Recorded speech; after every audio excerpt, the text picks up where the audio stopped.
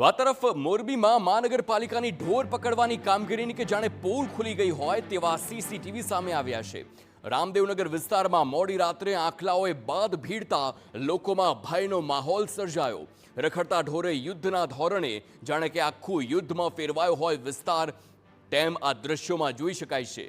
બે રખડતા ઢોર વચ્ચે યુદ્ધ ખેલાય છે।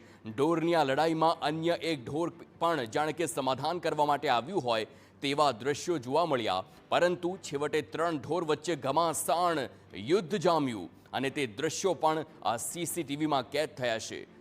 તો અંદાજે 10થી વધુ ઢોર આ દ્રશ્યોમાં જોવા મળી રહ્યા છે।